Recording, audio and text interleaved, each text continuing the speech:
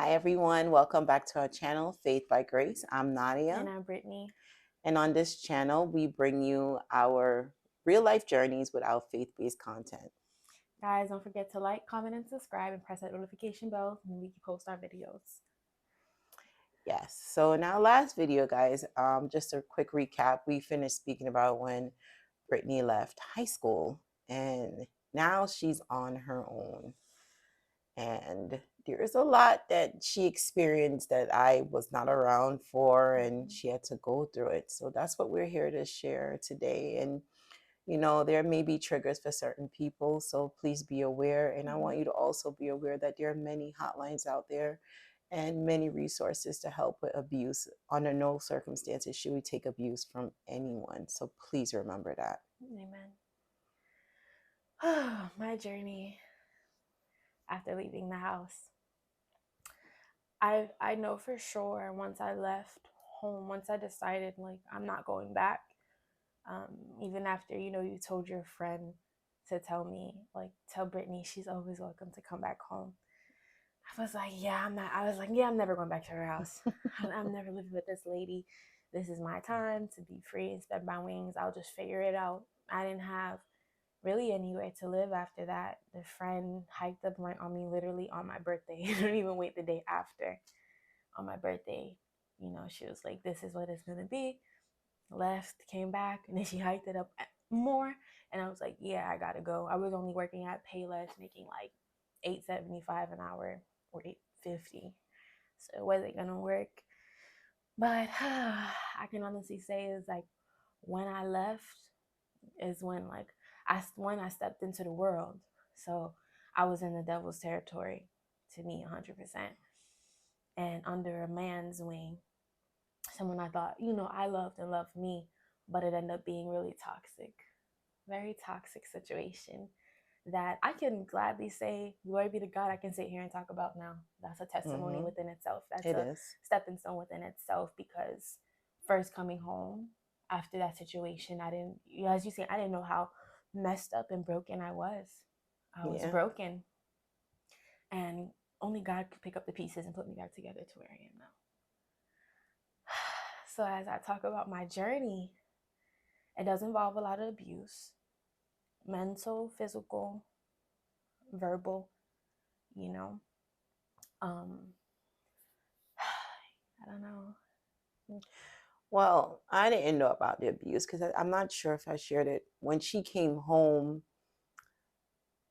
I hadn't seen Brittany in 4.5 years, and she visited me last year, June, no, June, no, yeah. March, around March. No, it was June. The first visit June of was June. 2021. Yeah. No, not when you came back home. No, I know. It Oh, was June. June. So last year, June. Mm-hmm. And that was the first time meeting my grandson in 6 months. I never met him, never Yeah. even laid eyes on him, Mm-hmm. actually.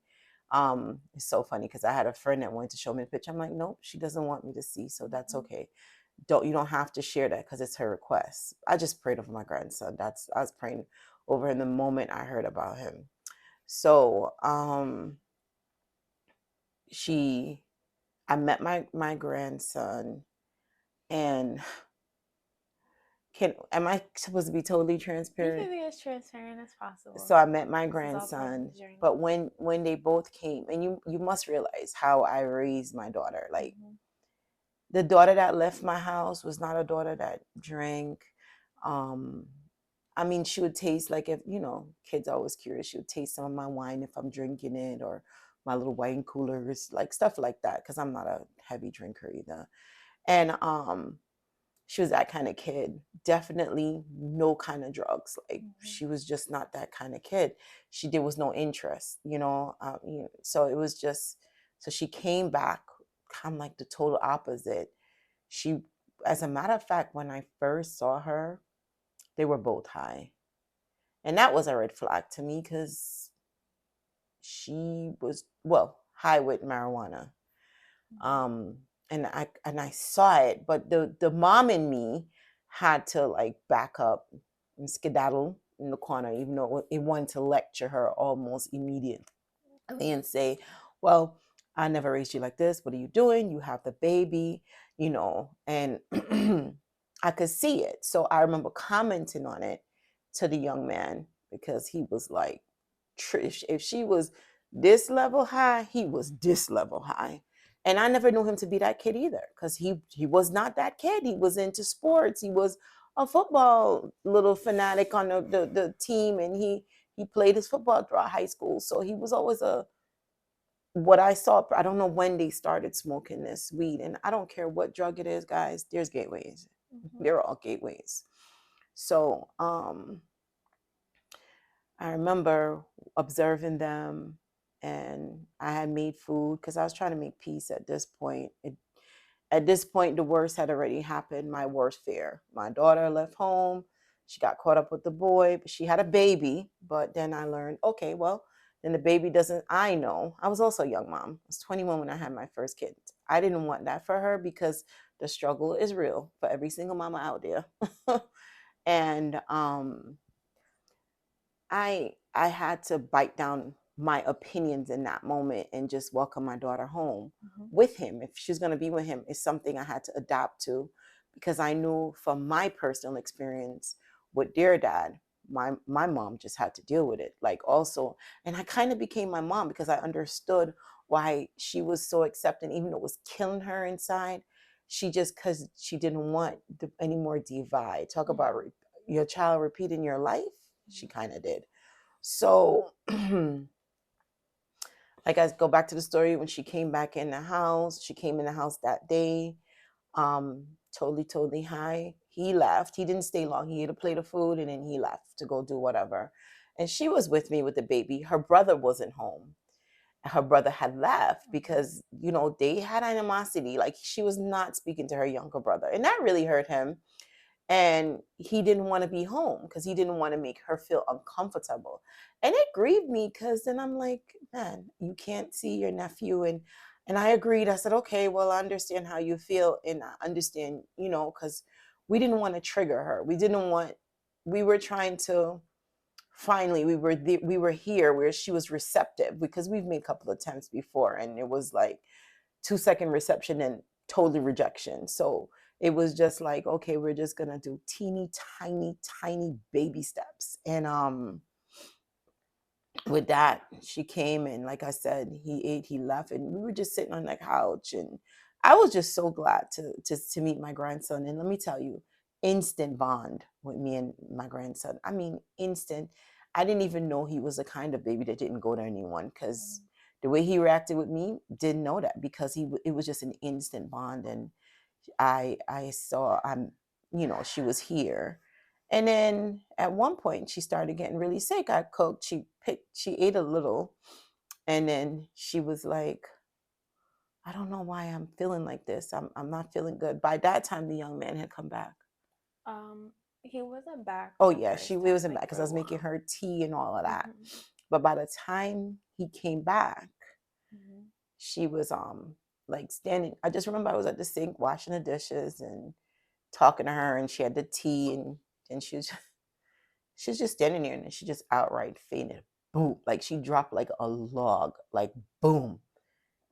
But before that, I was throwing up, remember? And I was throwing up nothing. I was like foaming a lot, and I couldn't understand why. I did drink the night before, but I was telling my mom, I was like, I'm not drunk. I didn't drink that much. I just went to sleep. I was fine. It was happening before I went to her house, and I knew I had to push and go because I didn't want her to think I hated her still. And I was like, I gotta break this. I gotta go home. You know, I gotta go see my mom. I was like fighting it, but Satan didn't want me to go. So I was like, I gotta fight it. I gotta go. I didn't know at the time I was, you know, under spiritual attack, but until I came here. And we were fine at first. Everything was going good. I was talking good. We were Everything eating. I was wasn't fine. eating that much, but I wasn't hungry. Normal for me. I mean, it could have been nerves as well, but Let me tell you, if you know me well enough, you know I'm a tongue speaking, demon casting. It's the real deal. Period. If it ain't like that for Jesus, then I don't know what to tell you. But Period. I can tell you the supernatural, my hand up to God, is 1,000% real. So preceding that, I had many dreams, because I kind of have dreams. dreams and visions. And preceding that, I'd had dreams that I didn't even understand until the time.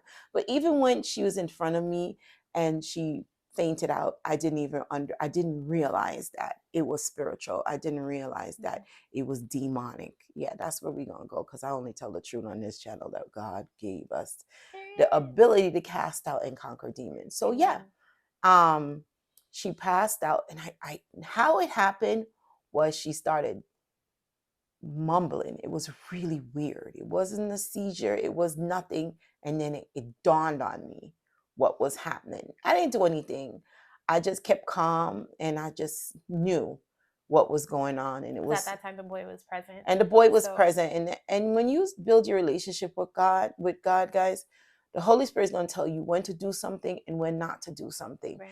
Just because I know how to lay hands, just because I know how to speak in tongues, just because I know how to cast out demons, I'm not in control of when and how to do that. It's always the Holy Spirit. It's always God. He's always going to tell you. You're going to know when you're in that point, like where this is what you're going to do.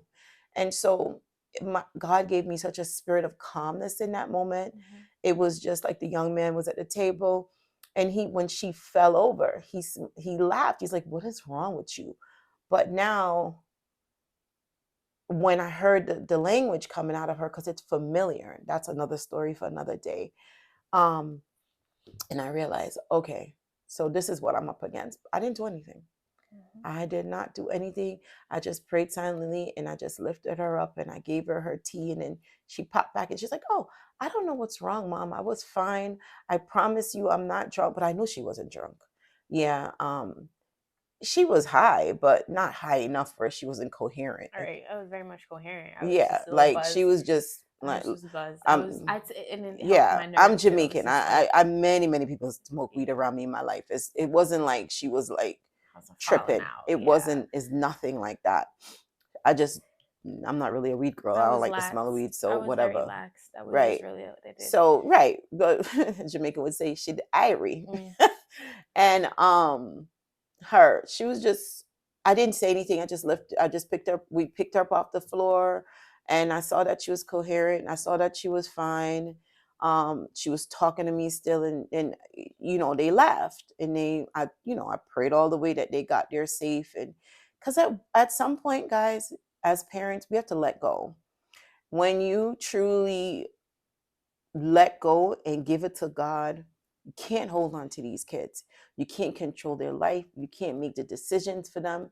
You could try, but the more you smother, the more you try. I've learned, because of our experience, it's not going to get anywhere. So you have to let them find yourselves out. What kept me with not collapsing in the 4.5 years and keeping it together was Jesus Christ. My prayer life, I prayed for her when I had dreams about her that made me feel like something was going on. I prayed. I stood in the gap. I was calling out her name, and God gave me peace like that. And that's for any parent going through the same things. Like, yo, keep praying for your kids. Never stop. The prayers are working. And I remember when they left and they drove off, I called my best friend, and I said, yo, a demon manifested in her, and she's on a spiritual attack. A demon manifested in her, and she's on the spiritual attack. And I know, me saying this, some people are going to be like, what is it? Guys, the supernatural is real, and Satan worked real hard to make you think it's not real. So everything seems fake until it becomes real. But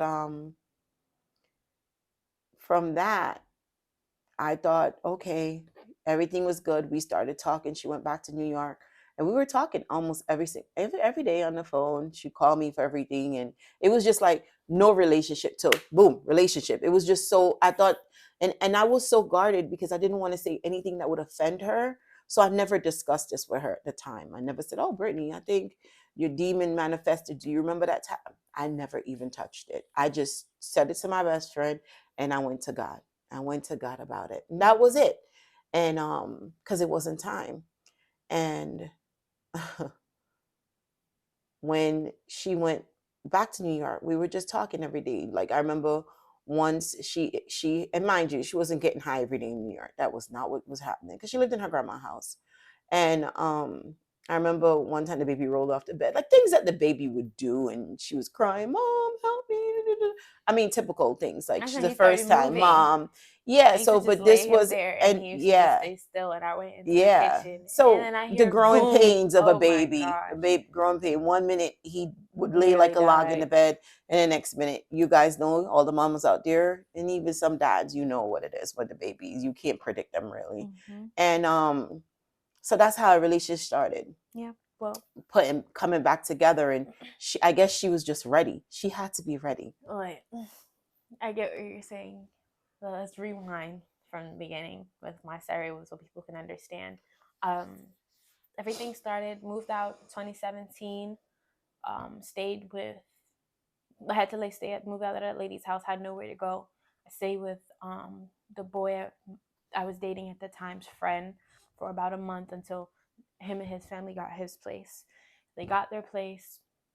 It was already toxic before that. Like before going in, you say God was waving the flags in front of my face, but I refused to go back home. I refused to go live with my grandma. I refused to seek help in any type of way because I gave the enemy a foot in already by Because you had, yeah. unforgiveness and hatred, and I was like, no, I refuse. Even though already God was showing me this ain't working, I was like, no, I refuse. Like it's not gonna happen. I'm gonna do it my way, and it's gonna work my way. I'm gonna figure it out. It didn't work, but God is merciful. Okay, so arguing while at the friend's house, telling his friend to put me out, calling me out my name, all bees and holes, and bawling my eyes out, just this toxic cycle already began. Like it was already happening. I just got out of high school and I'm like, dang, like this sucks. But I hated my mom too much at the time to go back home, so I wasn't doing it.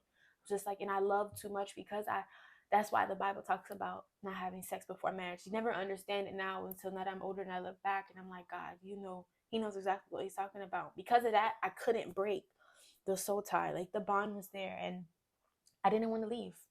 I didn't want to leave. And from that it just got I did end up moving in with him from his friend's house. And from that it just got even more toxic. You know, I realized that it was generational with him too. What, someone's father did. He learned the patterns, and I learned that what you did, I picked up the patterns. I feel like I was literally in the relationship my mom and dad were, but times 10. It was worse for me. And I know that was all spiritual as well. And I was just like, dang. I remember sometime as time went on, and then we had found weed, introduced me to weed, we smoked weed, and it was like a scapegoat. We didn't have to feel, A so we gateway. thought, A yeah. gateway. The weed was a gateway. It was a gateway, but it was a scapegoat for us. We felt like we smoked this weed, our problems don't matter. Because I realized when God doesn't have something for you, it doesn't go right. I'm gonna be honest. Everything seems like it's falling apart. And it was. Everything was falling apart. It's like I had nothing with this person. I had nothing. I felt like I wasn't nothing. Still trying to go to school and do what I could, but it was a lot.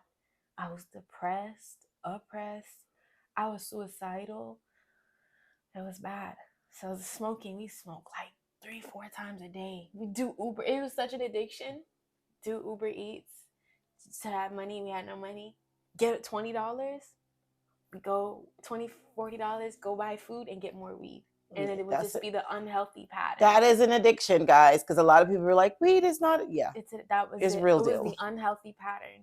And I was like, gosh, like, the thing is, I realized it because I still know God was with me in those times and he was showing me, but because I was so in love too, and I didn't have enough strength to speak up for myself, and I didn't have enough strength in my relationship to speak up, like, no, this isn't right, we gotta stop. And then boom, then I realized, like, I'm of age now, like, we can go drink. Like, what? We could add alcohol to it. So I was like, let's go get some alcohol. Worst mistake ever. We used to, after Uber Eats, go get to come back to the house, like, and to stay in my car, because we were grown, or so we thought, like, 18, it's like parents didn't care. We would stay out in the car and not just 18. Like, what age would you 18, drink it? 19. Oh, I was drinking at 18. No, 19, because he was old enough. We were just drinking in the car at one point and get totally drunk. It was so wasted drunk. and smoke and high was so unhealthy. Oh my gosh, it was unhealthy. And as I'm just saying, those are other ways that demons got in. But before I realized, when the physical abuse started happening, was 2018. Um, had an argument. I don't remember what the argument was about. And, toxic teenagers, or, young adults, and cursed each other, yelling at each other. And how I felt was, I realized in my relationship, problems I had with my mom came into my relationship, in the sense of, I had a thing where I felt like with my mom, I didn't get my point across. I never opened up my mouth, and I was never vocal. So I felt like, you're going to hear me. Like, I'm going to keep talking until you hear me. I want to feel like I'm heard.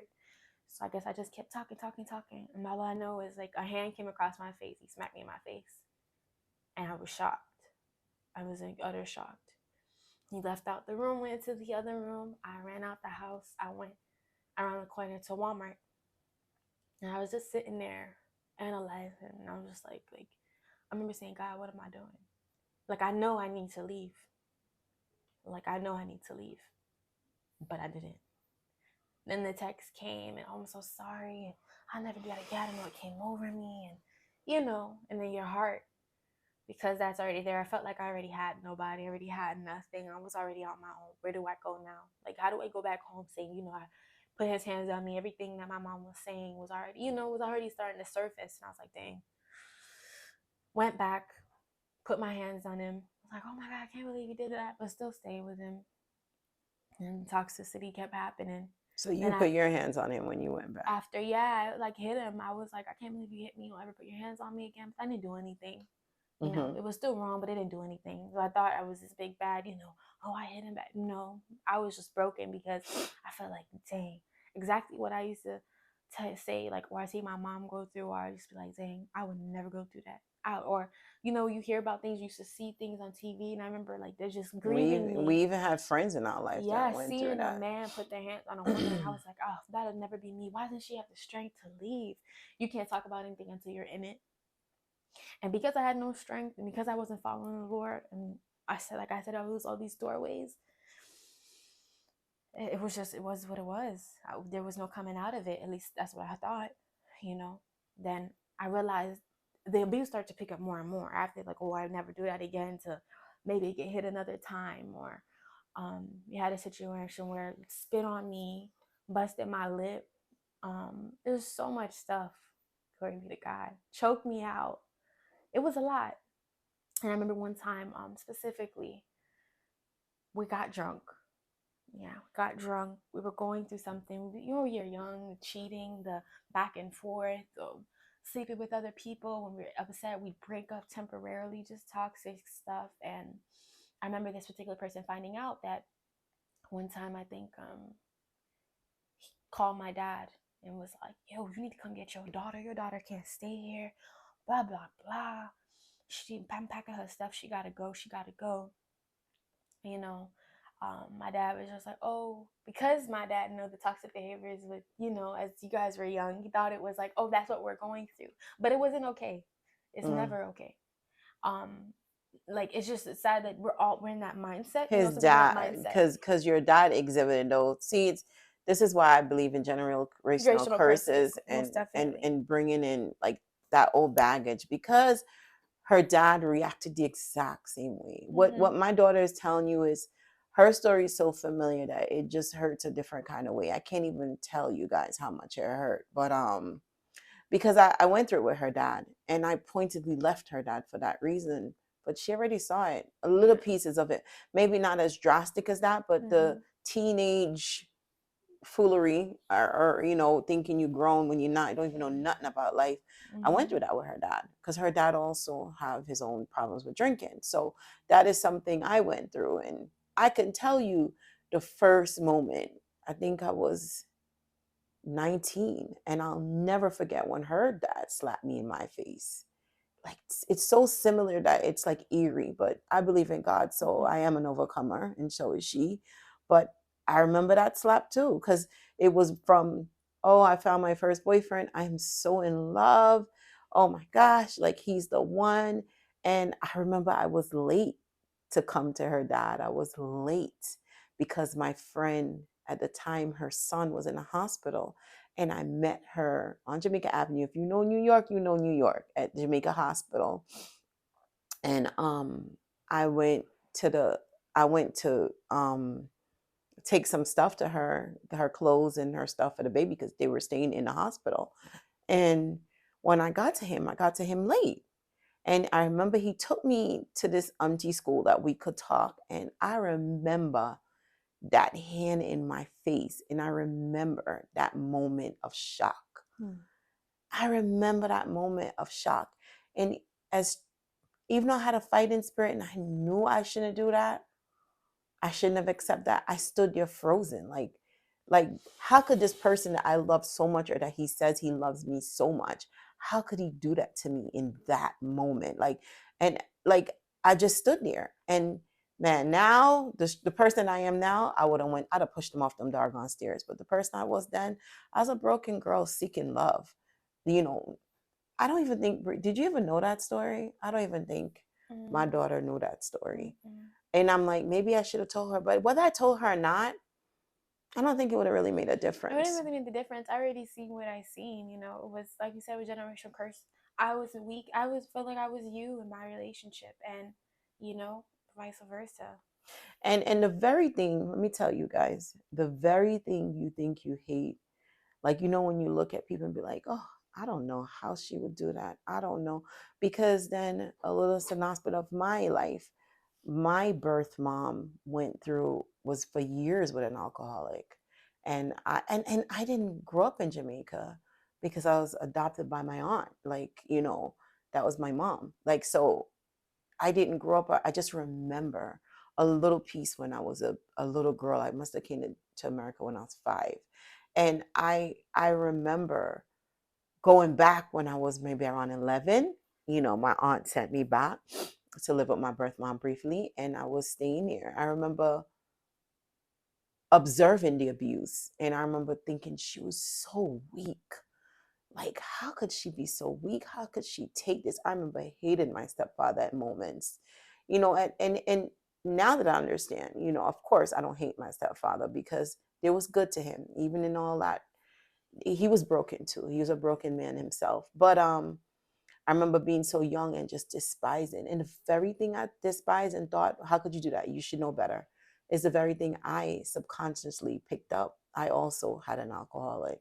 And then in turn, it's like we It's just doing the generational same curse. thing. It followed you, it followed me, It but it followed me. stops. So these videos are, you know, we have to be very vulnerable because this is what God called. And I'm hoping that you're reaching out and touching someone. But with the vulnerability, I'm hoping someone will listen and identify it's not okay, guys. And when a man feel like he could just put his hand on you, it's not okay, because real men don't hit.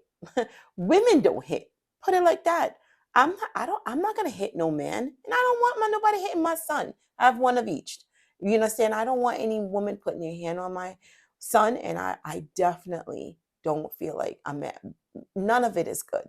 Abuse is abuse, and there's a lot of boys going through that too. It's not just for girls. There's boys out there getting hit by women and they're taking it because they think they should. Absolutely not. That's not acceptable. Continue. I'm sorry to derive from it a little, but Yeah. What was I saying? the just how the abuse escalated. Yeah, it just kept escalating, and you know, I realized signs of controlling, the manipulation, and you know, Satan is funny because it was like everything I felt like that person was doing to me, they were saying that I was doing to them. That's fine. And that's abuse. That's, you know, psychological, emotional abuse. And I was like, dang, like I didn't think I was this person. And I'm not saying I was perfect. I know I have my flaws. You know what I'm saying? Of course. No one's perfect. And we were both too broken. They say broken people, you know, attract broken people, hurt people, hurt people. We were both hurting each other. Didn't make it right. Came from a broken home. I felt I came from, you know, a broken home, and we connected off of our brokenness. Now that I look back, it's, you know, some spirits attract, and those spirits just attract to each other, and it just became toxic, and it just got worse, you know, after that thing I told you with the cheating or whatever. A person may found out, you know, my dad, I was situated with my dad, and I called a person I knew, and I left. I went to his house because I felt like, but before that happened, I think he put his hands on me. I can't remember. Um, it was for no reason. I know I didn't do, It doesn't even matter. He put his but hands on you. right. But I There's believe nothing you can do that another even human if being he is supposed didn't to put put his his hands hand on on me, you. not supposed to be calling me out my name. I'd be called Right. out my name so many times. And I was like, dang, I remember saying I would never have somebody call me out my name. Like, me? Like, is this Brittany? But the problem is I didn't know who I was to be like, is this Brittany? Because who was really Brittany? Who was I? Why, like, I felt like where along the road did I like mess up that I was taking this? I see my mom take it, and I said I vowed I would never take this in my life. I see people on TV. I was like, I could never do that. I see what it did to my mom. I see how it hurt her. She had to build up the strength over years with 2 kids to leave, and then here I am in the same situation. So that situation happened. I left. Things happened. I didn't leave. I was sleeping at another friend's house, which was a guy, for a few days. That person ended up finding out about that, and it just got worse. And already at this time, like I said, already weed and drugs were in par here in play. I remember one time it was New Year's. No, weed. Yeah, weed. Weed, Well, sorry, weed, weed but is the weed, the drug. drug, and Weed is a and drug. alcohol is what I mean to say. Weed and Yeah. drinking Yeah. were in play here, and I remember this one specific time being in the car. It was New Year's Eve, and ironically, because he found out what had happened, I'm being very transparent, telling you guys my business, but it's by the grace of God because I know it's gonna help somebody. Um, we were in the car, and I remember New Year's Eve. I went to work, I believe, the day, and his mother's birthday was New Year's Day, and I feel like I was so weak, but I just have a loving heart. I was out doing Uber, Uber Eats, and making money to buy his mom stuff for her birthday the next day. I got a call from him, and he's like, "Oh, do you want me to help you do Uber? Um, do you want me to help you do Uber Eats and blah blah blah? Like, I can help you." No, first actually it started off, "Oh, I was here at my brother's house all day. I was here at my brother's house all day." I was like, "Okay." But already that was a red flag. But you know me, we were already at odds too. I was like, I'm not even gonna press the situation, and I didn't think more. And I was just like, okay, like, why are you involuntary? Tell me where you were. But whatever. Continue doing Uber Eats and making money to buy his mom stuff, which is fine. Then we get in the house, we celebrate whatever. We celebrate New Year's Day. I didn't get his mom stuff yet. Order a cake, whatever. Finally, like our normal routine, we went out at night after we talked to everybody. Went out at night in the car, and we drunk. We smoked, and while we were doing that though, and unfortunately, like everything, like it was recorded because we used to record ourselves. I know. It was so it's Guys, a I fun have the thing. recording. I can't even watch. No, that's not even it. You didn't see that. We were recording. Oh God, we were recording, and I realized like I had to watch it. I was like, he started getting rough, just for little things. Like, I was like, why are you acting like that? But with animosity towards what he had found out about me and the boy when we would be at odds, or he'd be putting his hands on me and I would leave the house. So like I had no choice, even if it was for a few days. And he was like, I was hungry. We were drinking, eating, but I was smoking. I was hungry. And it started off like just so simple. That's not saying women, we have to be very vigilant. It started off, oh, don't eat that pizza. You're not hungry. Like, why are you eating? Like, you're going to get sick. And I was like laughing it off because, mind you, we were high. We were drunk. And I'm like, no, I'm hungry. I'm fine. I'm really hungry. I'm going to eat. I'm not going to throw up. I was hungry. And it just started to get worse. And I realized as I watched it, he was disgusted with me.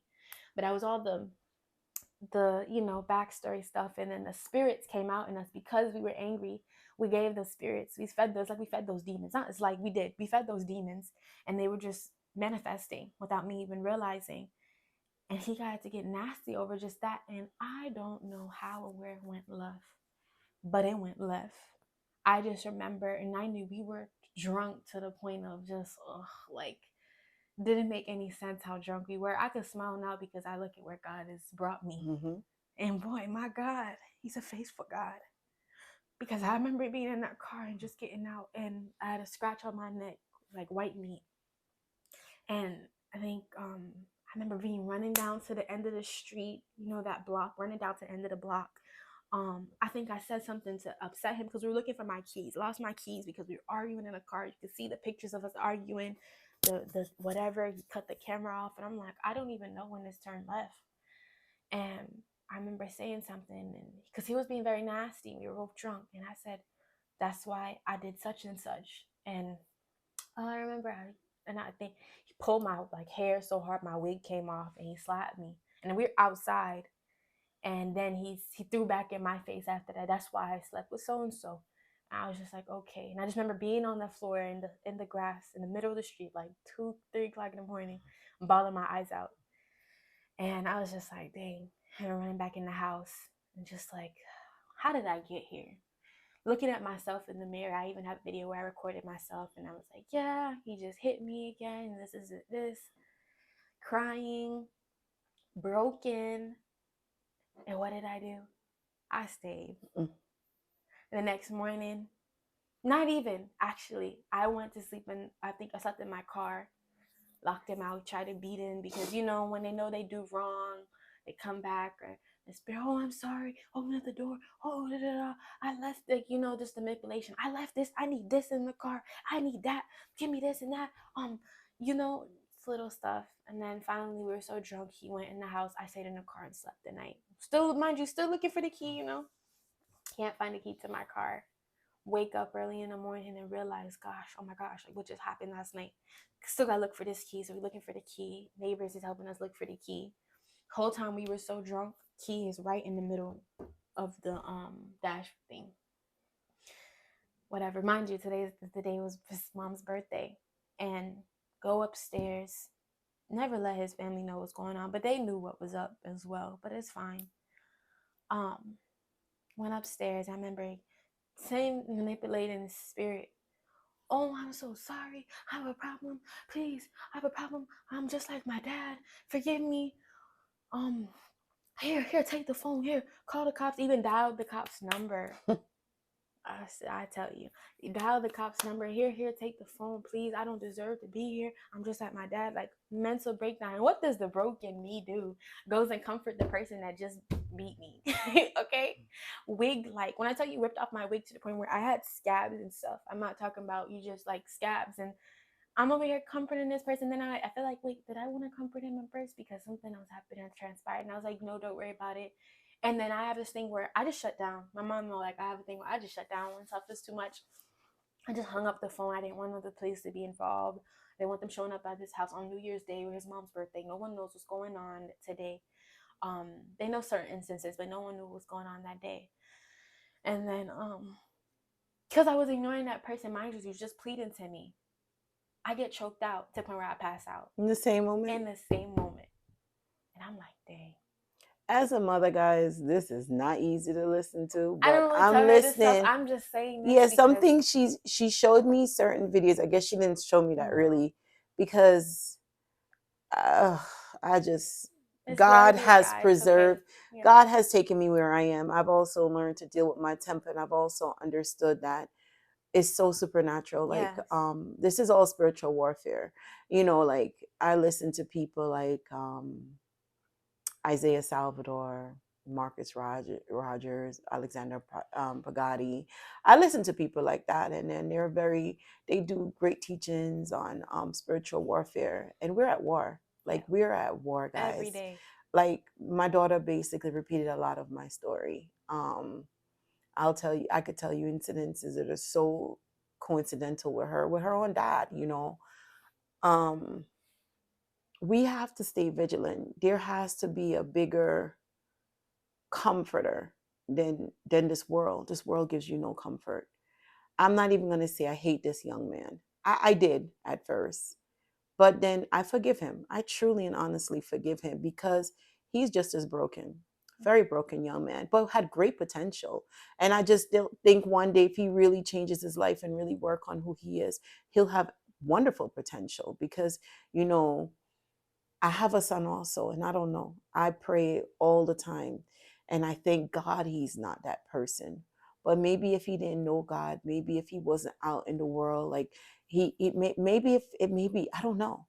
I have brothers, and I give God the glory that they're not like that, and I just have to learn. That was very hard for me to learn forgiveness with this particular person, to know that I even fed you, not even knowing all of this. You came in my home and I fed you. when maybe the old Naughty would have wanted to poison him, but then jail ain't worth the time for nobody. I'm sorry. But that's just said to make you laugh. But anyway, God is the ultimate healer. And I can honestly listen to this now. It hurts because I'm a mom. I carried this baby in me for 9 months. So we all know what that is, that tie. But I forgive him because my hope is that, because I do have a grandson, my hope is that he changes his life and he finds God and he finds his comforter and he finds out who he is, that he could be the person that God intended him to be. None of us are meant to be this broken people. None of us. Like, we are not meant to be broken. To when you It's not about, and I'm sorry for cutting off what Brittany's saying. It's not that it's not important, but when the Spirit of God is telling you to say something, you got to say it. We are all people, human beings, and we are the most imperfect creatures in this world. We are so imperfect. We will hurt our loved ones intentionally, unintentionally, from selfish desires, from accidents. It doesn't matter. But we are imperfect. And I have to judge people like how I look at myself, because I am one of the most imperfect people you will ever find. When I tell you God grace has been applied to my life in in so many ways, God grace has been applied to my life. And with his grace, I realized that the next person next to me that may have offended me has grace too. But I feel like just we're all seeking that one thing. We're all seeking that love. We're all seeking that guidance. Whether we're from broken homes, from the best homes, there's something missing. And no care, it could be the richest person and you have everything. You have the house, the car, you have every single thing your heart's desire. You ever wonder, why is it that a rich man can be lonely? Why is it a rich person that seems to have everything can jump out of a building and kill themselves? Man, you're missing God. It's that love. We were built for love. God made us for love. He poured love into us. And that's the one thing human beings seek. We need love. So when you tell yourself, I don't need no one, it's a lie. When you tell yourself, I'll love myself, it's a lie. We all need somebody. We were built like that. All I'm saying is, no matter what's going on in your life, you have to, like it doesn't, families could be the most corrupt. I don't have the best relationship with some people in my family, and it's fine. I forgive them too. You understand what I'm saying? Because they may have their reasons, I have my reasons. Everyone have a different opinion. I may look at this family member in my family and say, well, you did this, and they look at me. It doesn't matter. I'm past all of that. I really don't care about any of that. What I care about is how we're going to heal our brokenness inside. How does that get healed? Because I'm listening to my daughter. I don't blame my daughter for everything. I'm absolutely proud of my daughter. She was my first child, and I am so proud of her to even be on this platform. And then I want to be angry at a young man, but I can't, because he's broken. I knew him when he wasn't drinking and he wasn't smoking, and this kid was trying to come out of his poverty stricken life, his broken life. I didn't know to the extent, because maybe then I definitely didn't want my daughter in a relationship. I talked about that in the previous videos, but it's not what I want. This was her journey, and this is what she had to do in life. But all I'm saying is, guys, that loneliness you feel inside, that brokenness, that you can't accept in self, you can't fit in, it's Jesus. That's what's missing. And I'm not trying to be this religious freak and pushing him down, but I always say, give God 90 days. Pick up your Bible, read it for 90 days. Just commit to that. Like how we could do 90-day, what is that rule? The 90-day rule. When you're dating a guy, there's all kinds of rules. Give God that 90 days and we'll see. Because, and I'm coming from a very broken place, like where I used to be a very broken young lady and a broken woman. And I'll get to my testimony in another time, but we need Jesus. And Brittany, you're sharing like some very intimate things, and I commend you for it. And it's not that I don't want that you're sharing it for someone out there, but I need them to understand. Like, you don't understand, guys. My daughter last year. No, but I'm gonna get to that. I already know, but I'm Yeah, gonna get to that because I know the way God wants me to speak about it. go ahead. I know for sure. But yeah, that's everything she said. I think that's enough for the first part. You guys like, comment, and subscribe, and stay tuned for part 2. Yeah, because yeah, Thank you. guys, thank you. Thank you for this was a difficult topic. It brought back some memories for me that, but I dealt with them. And don't beat yourself up. I don't care what your situation is. I don't care how far your situation is and how bad you think. I don't care what you think you did that was so bad. There is nothing. Here's a secret to life, guys. There is nothing that you can do in this world that will separate you from the love of Jesus Christ. That's what the enemy don't want you to know. There is nothing that will separate you. And I know there's murderers. I know there are pedophiles. And I'm not condemning them because you still got to walk your walk of punishment in this world.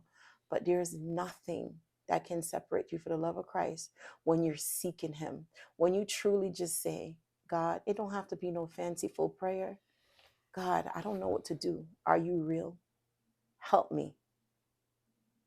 Show me you. That's it. Guys, you talk to Him like you talk to your friend. That's it. With a true heart. And that's what we leave you with. All right, have a good Next one. time, have a great one.